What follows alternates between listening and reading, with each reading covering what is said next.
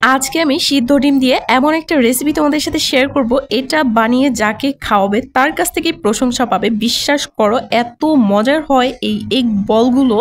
এটা দেখতে যতটা না সুন্দর, খেতে কিন্তু তার থেকেও বেশি সুস্বাদু। ভেতরটা অনেক বেশি সফট থাকে আর খেতে অসম্ভব ভালো লাগে।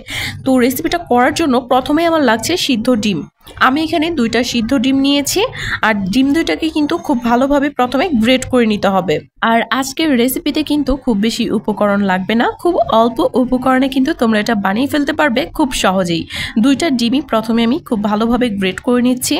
আর এখানে যে পেঁয়াজটা আমি দিব, পেঁয়াজটাকে কিন্তু একদম কুচি করে কেটে নিতে হবে, তাহলে কিন্তু নাস্তাটা খেতে বেশি মজার হবে। 2টা ডিমই আমি প্রথমে খুব ভালোভাবে গ্রেট করে নিলাম। আর একটা বাটিতে কিন্তু আমি পেঁয়াজ মরিচ কুচি করে নিয়েছি। আর ডিমের এই রেসিপিটাই কিন্তু পেঁয়াজের পরিমাণটা আমি সামান্য একটু বেশি দিব।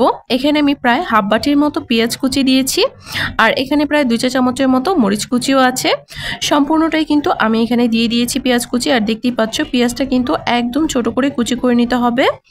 আর তারপরে আমি এখানে দিয়ে দিলাম লঙ্কার গুঁড়ো। লঙ্কার গুঁড়ো দিয়েছি আমি প্রায় হাফ চা চামচের মতো। আর এখানে দিয়েছি আমি টেস্টিং সল্ট, সামান্য একটু দিয়েছি বিট লবণ। তবে তোমাদের হাতের কাছে যদি বিট লবণ অথবা টেস্টিং সল্ট না থাকে, সেই ক্ষেত্রে কিন্তু তোমরা স্কিপ করতে পারো, অথবা এখানে তোমরা একটা ম্যাগি মশলাও অ্যাড করতে পারো। তারপর আমি এখানে দিয়ে দিয়েছি 2 চা চামচের মতো কর্নফ্লাওয়ার, আর 2 চা চামচ দিয়েছি বেসন। এখানে কিন্তু চাইলে তোমরা কর্নফ্লাওয়ারটা স্কিপ করতে পারো, তবে কর্নফ্লাওয়ারটা দিলে কিন্তু টেস্টটা ভালো আসে। সামান্য একটু জল দিয়ে একটু মিশিয়ে নিতে হবে। খুব ভালোভাবে মেশানো হয়ে গেলে একটা বাটিতে আমি নিয়ে নিচ্ছি প্রায় 3 চা চামচের মতো ময়দা। এখানে ময়দার পরিবর্তে তোমরা কর্নফ্লাওয়ার নিতে পারো, অথবা ডিমও নিতে পারো।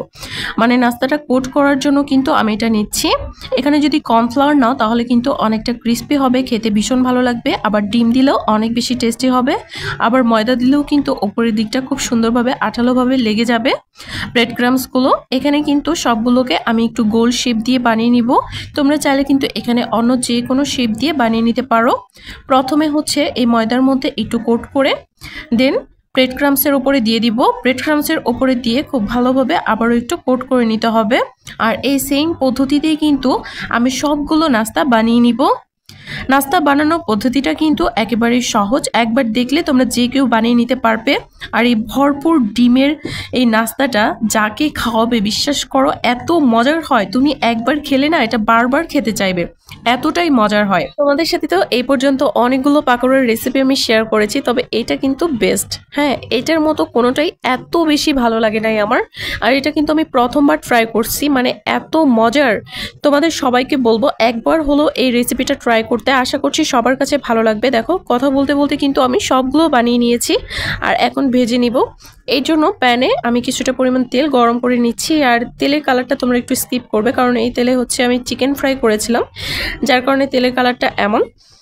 যাই হোক, তেলটাকে কিন্তু একদম গরম করে তারপরে কিন্তু নাস্তাগুলো দেওয়া যাবে না, তাহলে কিন্তু ওপর থেকে ব্রেড ক্রাম্বসগুলো পুড়ে যাবে আর ভেতর থেকে নাস্তাটা কাঁচাই থেকে যাবে, কারণ ভেতরে কিন্তু বেসন টেসন দেওয়া আছে।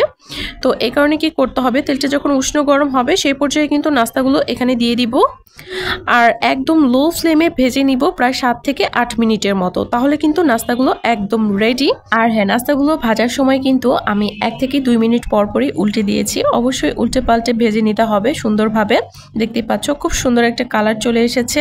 আর এই পর্যায়ে কিন্তু আমি সবগুলো নাস্তাই তুলে নিচ্ছি। ওপরের দিকটা হবে ক্রিস্পি আর ভেতরের দিকটা হবে একদম সফট নরম, আর এটা খেতে ভীষণ মজাদার। তো প্রথম থেকে আমি শুধু একটা কথাই বলছি, আজকের নাস্তাটা অনেক মজার। তো তোমরা নিজেরাই একবার বানিয়ে ট্রাই করে দেখো, আসলে আমি সত্যি বলছি নাকি মিথ্যা বলছি। এখন আমি একটু টুথপিক দিয়ে দিচ্ছি, কারণ আমার ছেলে এভাবে খেতে বেশি পছন্দ করে। আর আগে বলেছি আমার চ্যানেলে কিন্তু আরও অনেক পাকোড়ার রেসিপি দেওয়া আছে, তোমরা চাইলে দেখে নিতে পারো মিতুস কিচেন। তো এই পাকোড়াটা আমার কাছে বেস্ট মনে হয়েছে, তাই তোমাদেরকে বলেছি। তো তোমাদের ভালো লাগলে অবশ্যই একটা লাইক কমেন্ট শেয়ার দিয়ে যাবা। আর কারো কোনো প্রশ্ন থাকলে অবশ্যই করতে পারো, চেষ্টা করব তোমাদের কমেন্টের রিপ্লাই করার।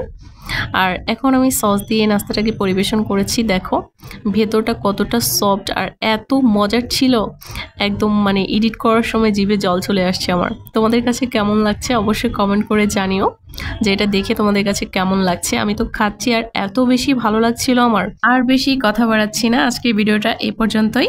সবাই ভালো থেকে দেখা হবে নতুন ভিডিওতে।